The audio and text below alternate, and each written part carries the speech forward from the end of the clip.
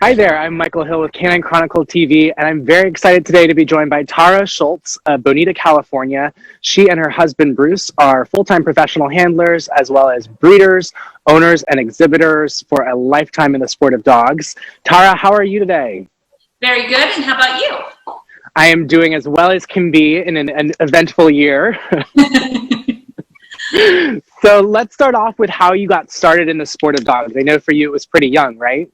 I was a junior handler, and my neighbor actually had Siberian Huskies and went to some dog shows, and I went to a dog show with them once. My parents were not dog people at all. They didn't even have a dog, and went from there. I was very lucky to work for some wonderful people when I was in juniors. School was really important to my father, so I didn't get to live in or do anything like that. But I was very blessed to have a great upbringing in the sport of dogs. I wouldn't be the person I was without all of this. I love that. Who were some of your earliest mentors when you were getting started? I worked with Jack Seacrest for a long time. Douglas Holloway was a big influence in my life, him and Rita. And what I learned a lot is I was like obsessed with watching Westminster. I would do that all the time and watch people handle dogs. One of my funnest memories is Dennis McCoy. I was in love with how he showed a Dalmatian. And my first Dalmatian specialty with my first special was under Dennis McCoy. And he actually gave a compliment on something I did. And I told him, I watched you when I was growing up. And that is how I learned a lot, was just watching and watching and watching. I love that. What were some of the early breeds that you were most involved in? Siberian Huskies were the breed that I kind of was thrust upon me. I absolutely loved English setters growing up. I wanted an English setter. One of the reasons I came to work with Bruce was because I wanted to learn English setters from the best. And I loved golden retrievers. And so I basically, when I worked for Handler, I had a Siberian as a junior's dog, but I was more into what they were doing. And so I didn't have really that dog of my own that stayed at home. Sure. Did you know at that age that this was what you wanted to do for a career, or did that take a little time to solidify? I actually wanted to be a veterinarian. That I knew from a really young age. And I went to school. And I actually worked, my one summer I took off of dog shows. I worked at a vet's office and realized that was not for me. I liked being a handler. You see the dogs at 2 to 4, their best time of their life, not when they're coming in and being sick, and that was just not my thing. High stress, and it's working with dog bodies more than actual dogs. Right, absolutely. Yeah. So when did you first get involved with breeding? Actually, when I came out here and Bruce and I got together, I told him that I wanted to breed I have a litter of golden retrievers, and he thought that was crazy because we showed so many golden retrievers. And I said, one day I'd like to get paid to show a dog I created. Yeah, so we had some great dogs and I'm very, very attached to the Goldens. And when one of our dogs had to go home, they said, we'd love to give you this beautiful puppy. And his name was Sean. He was not a great show dog. He finished with a specialty from the classes, but we had to always show our client dogs before our own dogs. Right. So hence we had a litter out of him, and got a litter out, Listovich, and got a litter out of him. And that was our first litter. Oh, I love that. Have you bred any other breeds? I think you've had some serious involvement with bloodhounds, right? Yes, and I will say I'm very, very blessed. Susan Hamill, who has been in bloodhounds forever, she is going to be slowly dwindling out of them, not for a long time, I hope. And her and I were sitting one day going over pedigrees, and she said, why? I have no one to lead this to. And so Bruce and I did a lot of talking, and actually you can't see it, I'll show you later, it's right behind me. She, for Christmas, put my name on her kennel as a surprise, And now I am co-owner of Quiet Creek Bloodhounds. We had our first litter. They're 15 months old. I'm going to show them my first bred by dog I've ever shown. And I'm really, really excited about them. That's amazing. And our first litter of bloodhounds, if you can believe it, we thought, oh, we're going to have 2 or 3. She gave us a bitch that she couldn't get pregnant. And we had 14. 14 bloodhounds is a scary thing. Oh my God. Wow. So how did you find homes for 14 bloodhounds? Is there a pet market for that breed? Yeah, Susan actually works with a lot of the service dog people. So she has about 50 on the waiting list. And Bruce told us we could keep one, just one. He's like, we're keeping a bloodhound for all of us to own. Well, we kept 3. 2 are now 15 months old, and they're the boys. And they're still there, and they probably will live with us forever. So right now we have 5 bloodhounds that we own with Susan that live with us. Wow. Why don't we talk a little bit about that breed? Because you guys have had so much involvement with it. What's their temperament like? What do they like to live with? What are some priorities for the bloodhound? It's really interesting because you look at them and you think they're this big dumb breed. Most of the problems with bloodhounds that people have is that they're actually smarter than you. They're very dignified and aristocratic. My dog, Bob, that probably he's in my top 2 heart dogs I've ever had. He's sitting on the couch sleeping right now.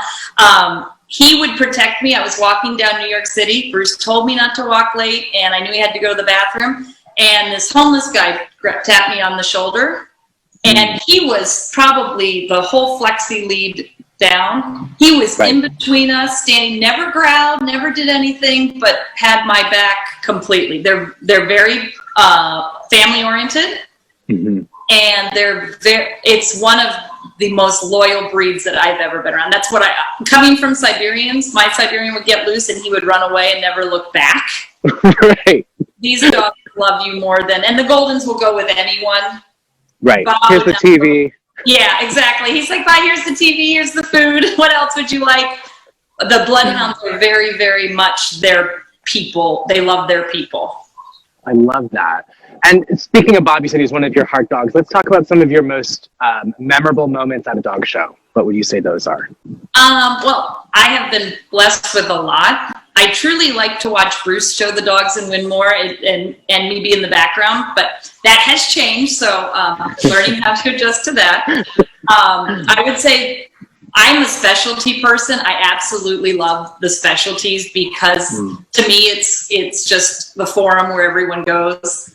I was blessed enough with Bob to win the National Bloodhound Specialty, and that was amazing. He also won 3 top 20s. Wow. And his Piper, who I'm finishing up with now, she won a top 20, and we won a top 20 with Bob's mother. So wow. in Golden Retrievers, I was blessed enough to win. I've won 4 top 20s. Wow. Yeah, I started out with Sean, my first Golden that I own myself. His father won the top 20, and then Freedom and Betty. So I won almost 3 generations with them also. Oh, love that. Yes, and then every kid's dream is to win at Westminster. And Bob went second under Jeff Pepper 2 years ago. Oh, wait, I think it's 3 years ago now. And Bruce went third actually with the Beagle behind, and that was absolutely amazing. So that is pretty special. I don't think it's too often that you have 2 partners both in the same group placements at a show like that. That's pretty special. That was a very, very good moment. So.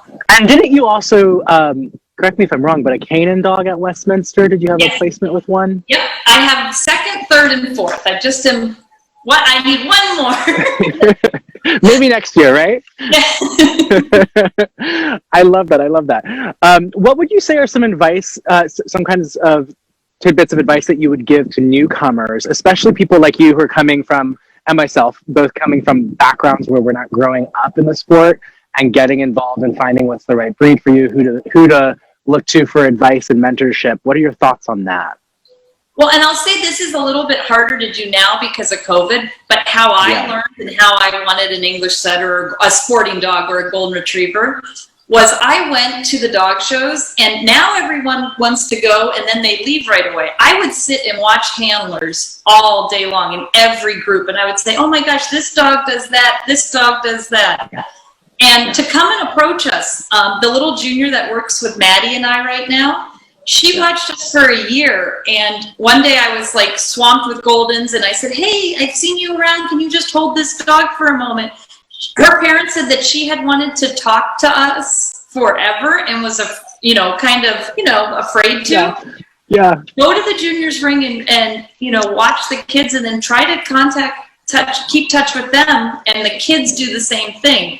I mean, that is the sport of dogs. If my neighbor hadn't taken me to a dog show, my life would be completely different. So different.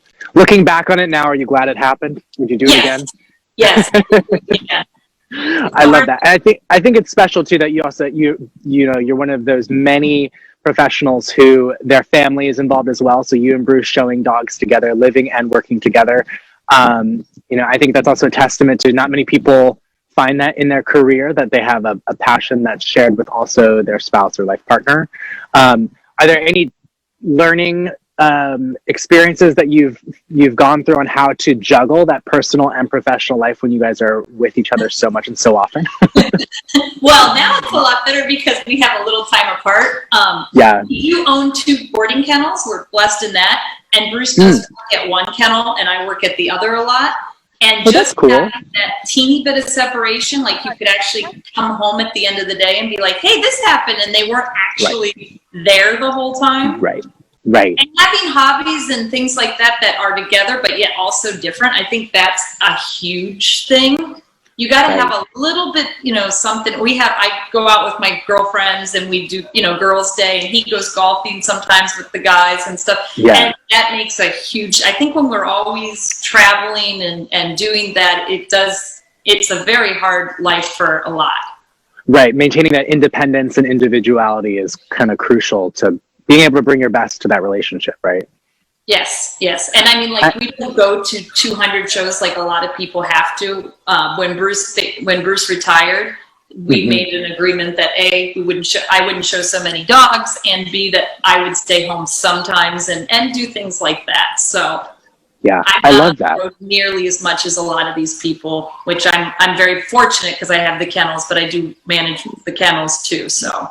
Right. And that gives you that life balance that I think is probably helpful at a time like this. If you were so invested on dog shows, it would be probably more difficult, right? Yeah, it would have been horrible. But I mean, I laughed before the COVID. I had sometimes trimmed an English setter neck and stuff, but Bruce always had me do it by hand, and the dogs lived with us. And when we closed down, all the grooming closed. And because we were essential business, because we did take care of first responder dogs, we were allowed to do grooming. And sadly and scarily, I went from clippering maybe 5 to 10 times in my life to doing about 50 dogs a week, 5 blade round heads. They got better as they went, but that became professional pet groomers at a very quick pace. And we did about 250 dogs in that during COVID. Wow, that is amazing. Yeah. Well, and I think that's a great point to bring up, that there is a whole contingent of dog lovers in the world that aren't necessarily at dog shows. And when we become so polarized that we're only at dog shows and only with that specific group, you miss out on that opportunity for, again, people like you who would never have gone to a dog show if they didn't come in contact with someone who shows dogs.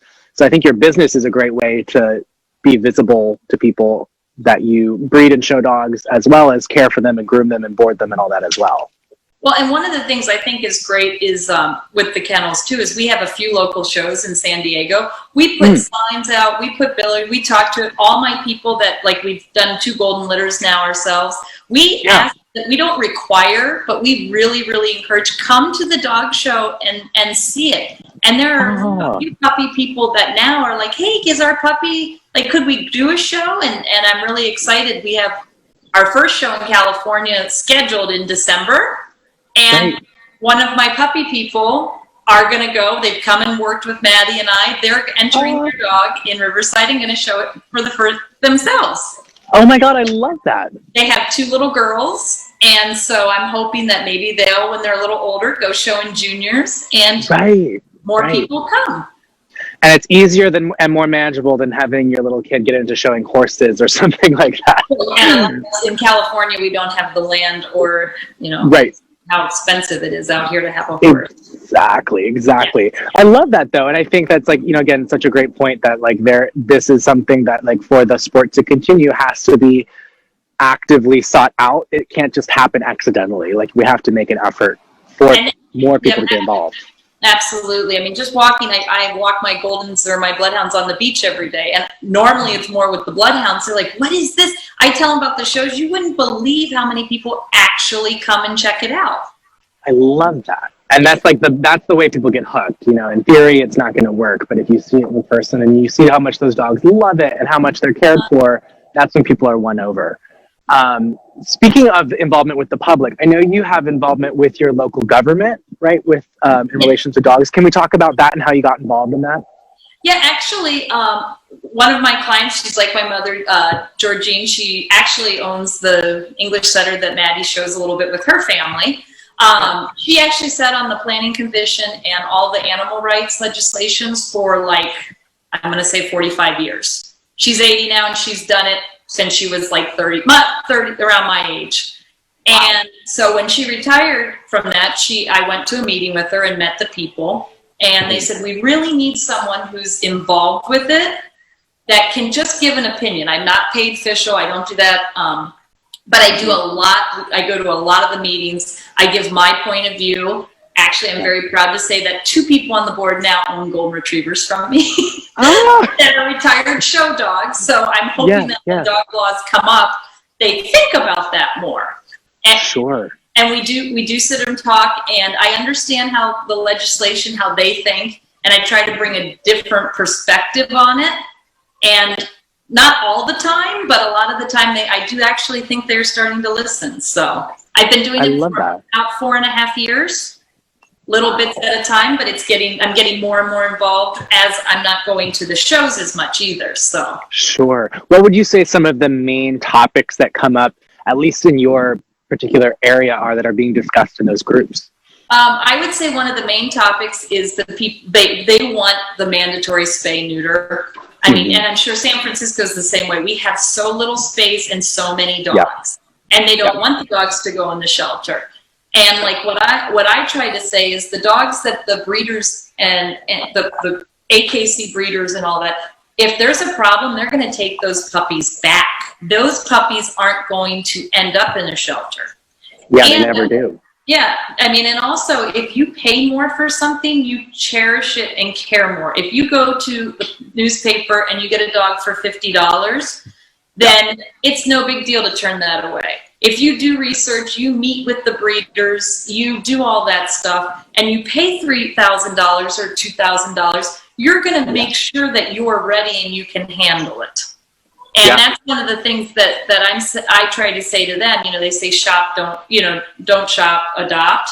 And that's not the case. If we got the breeders to have their own pathway, we aren't going to get those dogs back. Because if they don't want them, the breeders they have waiting lists. I mean, especially during COVID. I mean, we have at the kennels now, because people are starting to return to work, all these shelter dogs that have been adopted. Well, they're great at home because the people were home with them.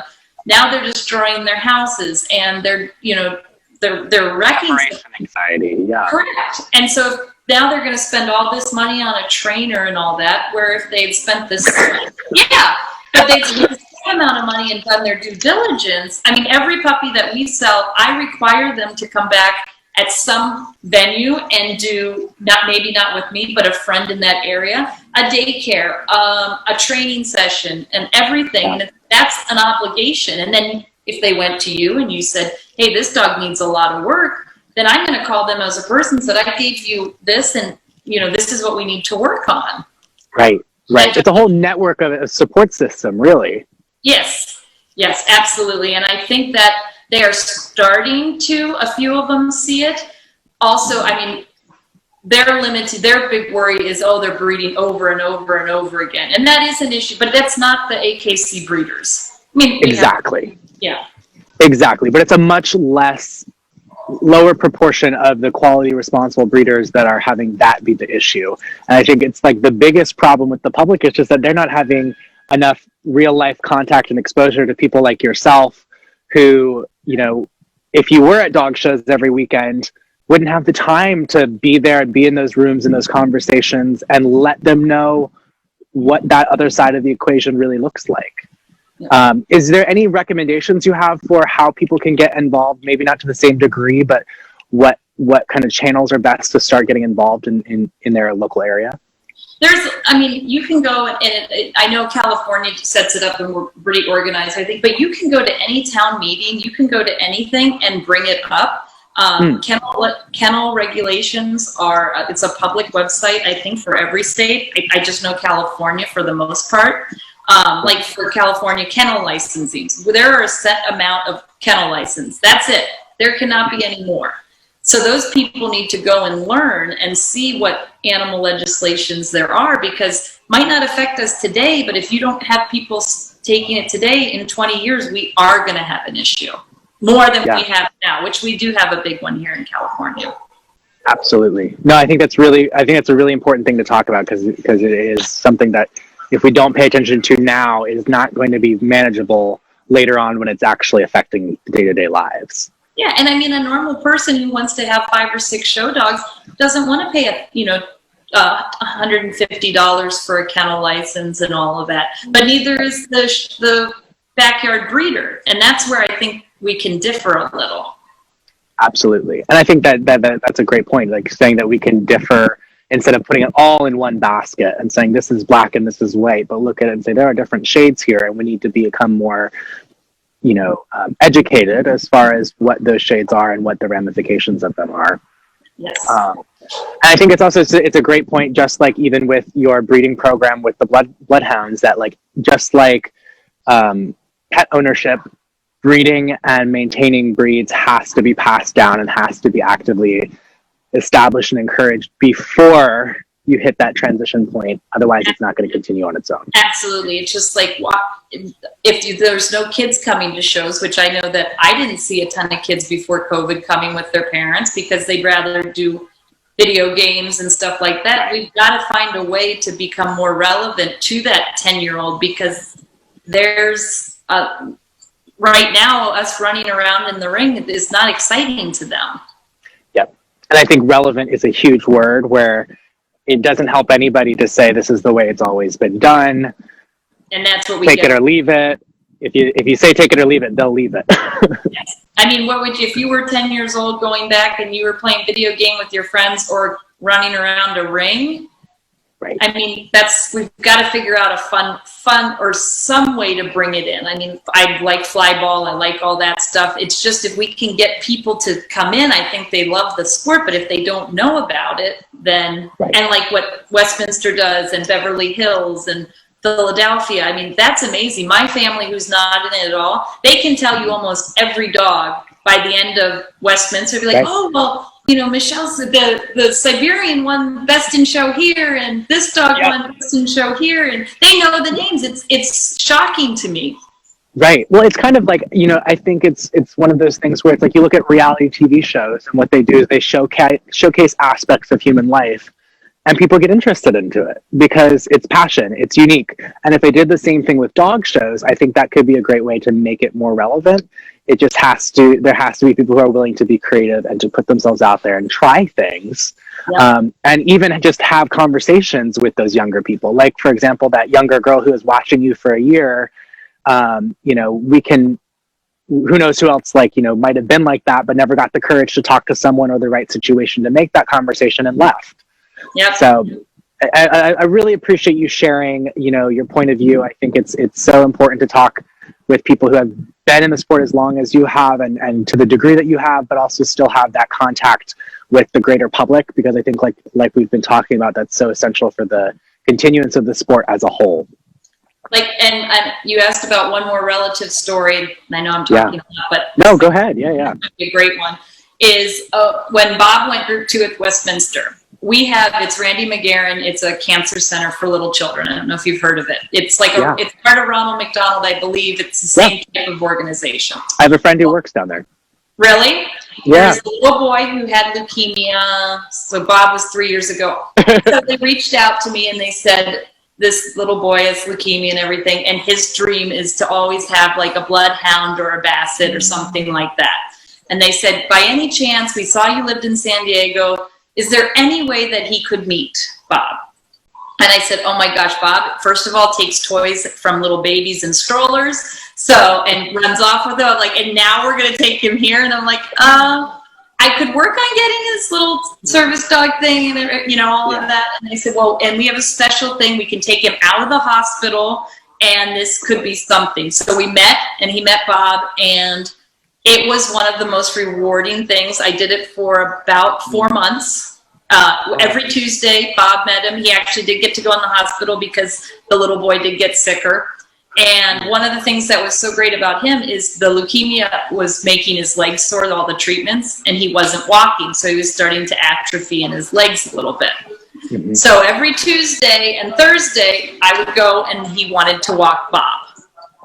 So what did he do? So that kind of stuff. Well, I have to tell you, I didn't have the time, but I set up a few of my golden friends and a few of other things to get involved with this program. It was one of the most rewarding things. And my friends have said, the people are going to buy show dogs now. They didn't know that they were these cool dogs that, you know, and that's the best part of what we do. Yes, they're great examples of the breed, but they're also, you know, at some point, our pets and what we want to be out there. So we should be proud in all aspects.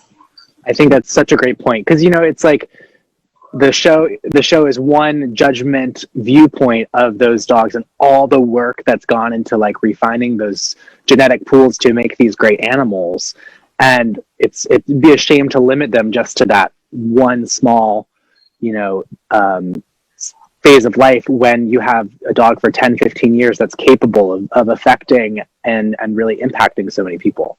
Yes, that is. And I mean, it was one of the most amazing experiences in my life of dogs. Oh, I love that. And I think that shows that's what really counts. It's about the dogs. It's about the people and the connections that happen, not just about the wins or the money or the fame or whatever.